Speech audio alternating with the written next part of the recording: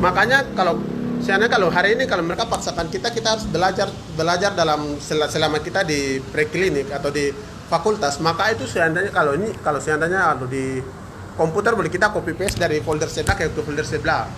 Ini manusia itu ada batasnya. Mungkin berjalannya waktu itu mereka bisa belajar dan pahami bagian-bagian yang mereka tidak paham di fakultas itu. Mungkin dari saya seperti begitu dan terima kasih.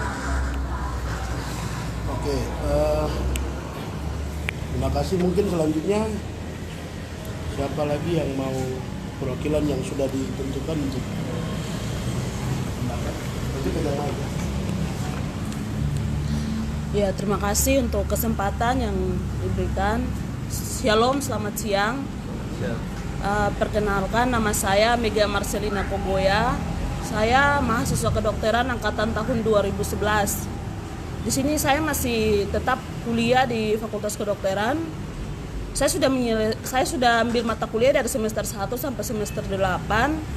Tapi ada beberapa mata kuliah yang memang saya sudah belajar terus saya ujian tapi tidak pernah diluluskan begitu. Dan kalau saya datang menghadap ke dokter yang bersangkutan atau tidak para pimpinan di kampus, saya menghadap terus saya bilang, dokter kenapa nilai saya begini? Mereka selalu mengatakan, mungkin kok tidak mampu atau tidak, kami kasih surat pindah saja begitu. Kami kasih surat pindah ke fakultas lain atau tidak kok kuliah ulang saja. Terus pada saat mereka bilang mereka mau kasih surat pindah, saya bilang, tapi saya mau kuliah kedokteran, saya bukan mau kuliah di tempat lain begitu.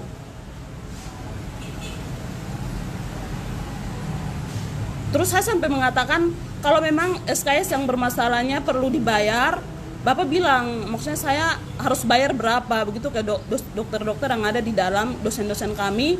Tapi mereka selalu bilang kalau memang kamu tidak mampu ya sudah kami kasih surat pindah, dan kalau memang kamu masih mau kuliah, kami akan ubah NIM kamu begitu, akan ubah NIM kamu ke angkatan yang lebih muda begitu.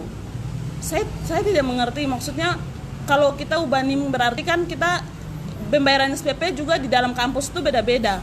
Kalau macam saya ini bayarnya mungkin 1 juta, tapi angkatan 2013 sampai ke bawah itu bayarnya 5 juta. Jadi kalau NIM saya diubah ke angkatan 2014 atau 2016 itu berarti saya bayar SPP juga beda. Sepertinya macam 5 juta atau 6 juta seperti itu. Jadi saya juga bingung, karena selama saya kuliah dari 2011, angkatan 2011 itu sampai sekarang itu, maksudnya NIM-nya diubah boleh saja, tapi usia saya semakin berjalan. Terus kapan saya mau selesai, kapan saya mau koas, terus kapan saya akan datang ke kampung untuk melayani masyarakat yang ada di sana begitu. Kadang saya menangis, terus saya juga frustasi, tapi mau bagaimana lagi, sedangkan maksudnya kita datang ke sini untuk jadi dokter, dan orang tua kami di kampung juga tahu kami datang ke sini untuk jadi dokter. Jadi kalau tiba-tiba kami putus dari tengah jalan begitu,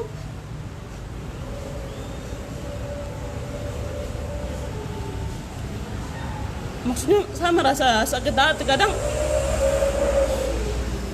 karena mereka bilang kami bodoh dan lain-lain di dalam kampus, atau tidak ada pegawai dalam kampus juga, pimpinan juga pernah mengatakan kalau memang kamu tidak mampu sudah kamu mendaftar diri saja di sini jadi pegawai begitu. Saya sampai tidak mengerti, baru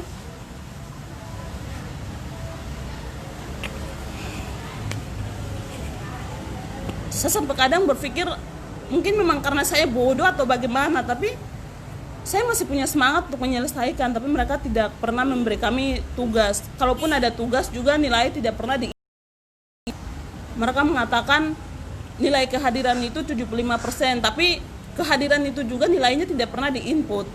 Kemudian ada tugas, ada proksus. Proksus itu dalam kampus digunakan program khusus untuk mahasiswa yang masih mengulang seperti saya dan teman-teman yang lain. Tapi nilai dari proksus itu juga tidak pernah diinput. Terus ada langkah-langkah lain yang dilakukan dalam kampus, tapi nilai dari langkah-langkah itu juga tidak pernah diinput. Yang mereka selalu lihat itu nilai dari ujian tengah semester dan ujian akhir semester. Hanya nilai itu saja yang selalu diinput. Dan itu pun syukur-syukur kalau lulus.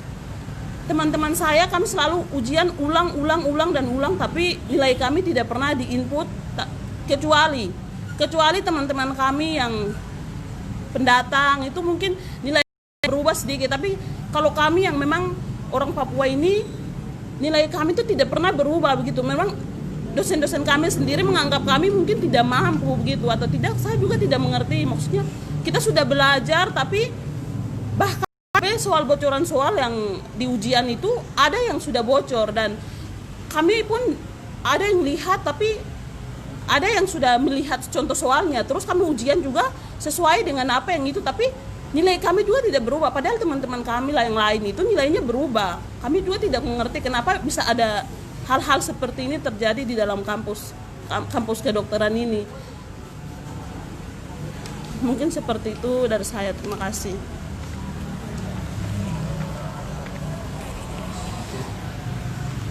Terima kasih. Selanjutnya. Oh, oke.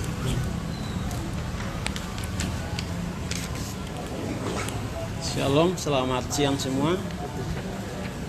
Perkenalkan, nama saya Ndera Iswanimbo. Saya masuk kuliah di Fakultas Kedokteran tahun 2011 sama dengan teman saya Mega Kokoya. Di sini banyak yang kami alami. Sebenarnya kami ini bukan tidak mampu, bukan bodoh, tapi orang-orang yang di kampus ini mereka mengistigma kamu bodoh, tidak mampu pindah fakultas seperti itu. Jadi kami merasa ini tekanan atau mengganggu psikologis kami sebagai orang Papua gitu. Jadi ini memang sistem dari teman-teman, misalnya yang ada di dalam situ teman-teman non Papua yang kerja dalam kampus itu, dosen bahkan pimpinan lain, mereka mengistigmakan kami itu tidak mampu, tidak bisa, bodoh, jadi harus pindah fakultas, pindah jurusan seperti begitu. Bahwa kami sudah berusaha untuk belajar semaksimal mungkin, tapi nilainya seperti teman-teman yang tadi jelaskan itu. Terus kami ini sudah orang Papua, orang di daerah, orang tua kami sudah percaya kami masuk kuliah kedokteran begitu. Nanti kami jadi dokter, kembali melayani kami punya orang-orang sendiri. Tapi sistem yang dibangun ini menghambat kita untuk kita kuliah bertahun-tahun sampai kita bisa tua di situ, begitu. Dan kita pada akhirnya ujung-ujungnya dari kampus bikin aturan untuk kita keluarkan di DO. Itu sistem atau aturan main di dalam kampus itu sendiri. Jadi kami pikir angkatan 2009 sampai 2014 yang belum wisuda, khususnya orang asli Papua sekitar 95% untuk di DO ini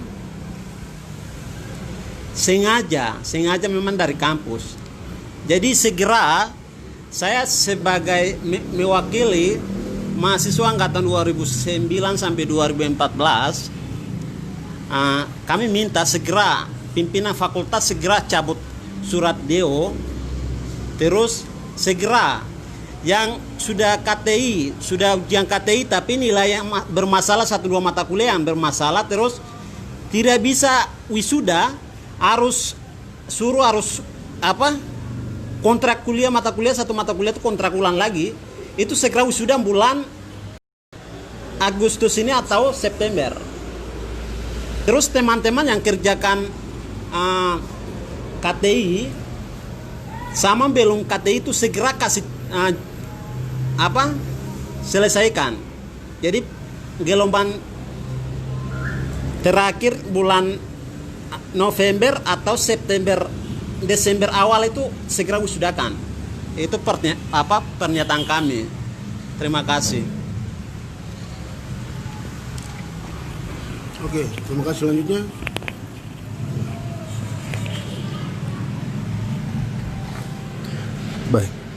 Baik. Terima kasih, selamat siang. Perkenalkan, saya Benyamin Lagowan.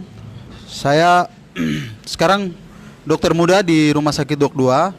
senior dari semua, satu angkatan dengan Derais, sama ada beberapa Ishak. Saya angkatan 2011. Dalam kapasitas di sini sebagai koordinator gerakan mahasiswa kedokteran.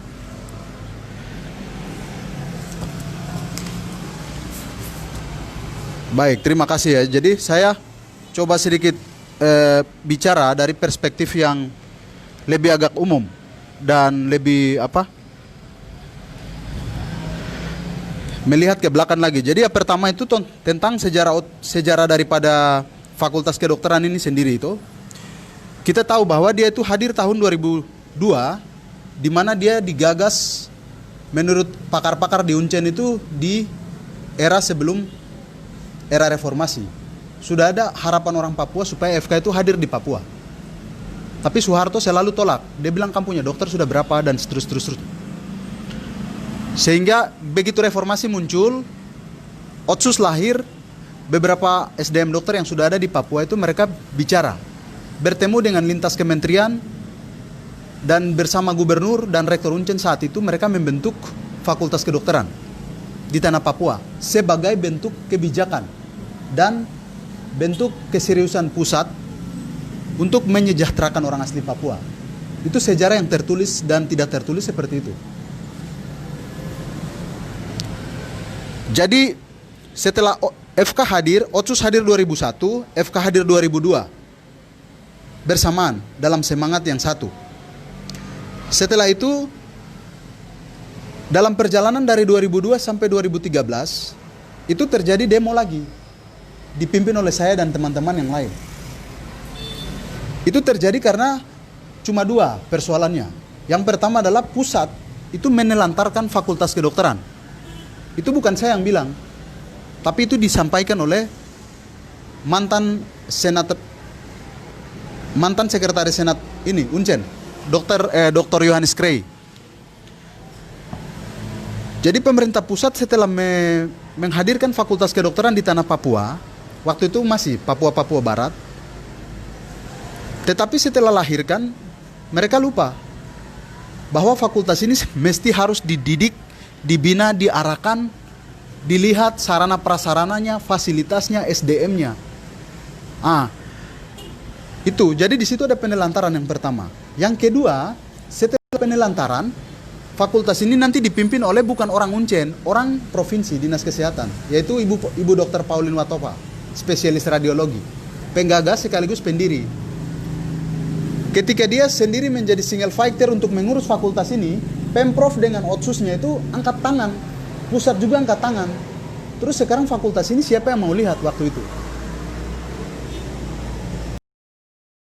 Mengemuka ternyata Jakarta setelah memberikan FK, biarkan itu. Mungkin dia pikir nanti akan Pemprov yang urus dengan Otsusnya. Demikian juga oleh Pemprov ditinggalkan, tidak diurus serius. Mungkin mereka pikir ini lembaga vertikal, yaitu kementerian, karena ini pendidikan tinggi. Ketika kami masuk di kedokteran, kami menangis waktu itu, loh, masa praktek satu mikroskop harus diamati oleh 15 orang, 20 orang dalam jangka waktu hanya 1 jam. Itu bukan satu slide yang kita harus lihat, banyak slide. Baru dalam jumlah penerimaan membludak, datanya ada semua di sini. Penerimaan membludak, sementara sarana prasarana tidak membludak, terbatas, tapi penerimaan semakin meningkat. Di situ kami lihat ada yang kedua itu kapitalisasi, komersialisasi pendidikan.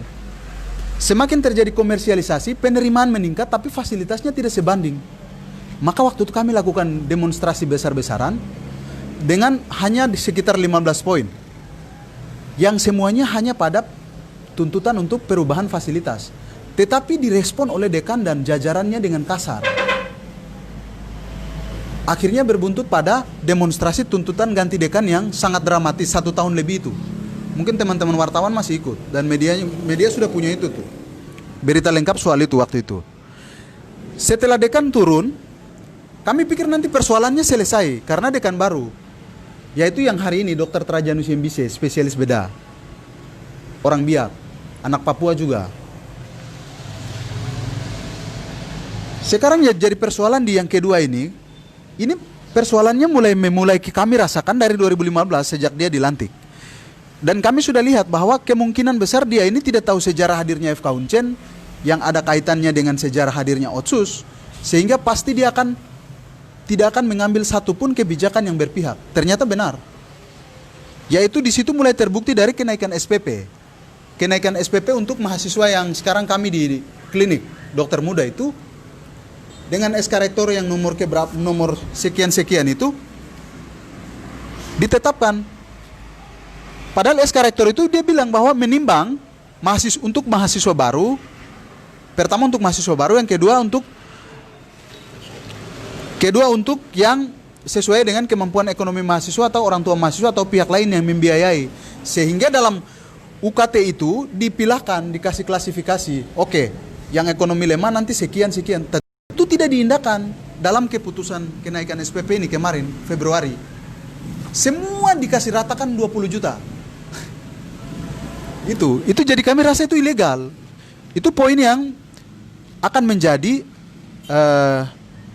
agitator kami harus demo. Lalu yang kedua adalah aturan yang berubah-ubah di fakultas ini.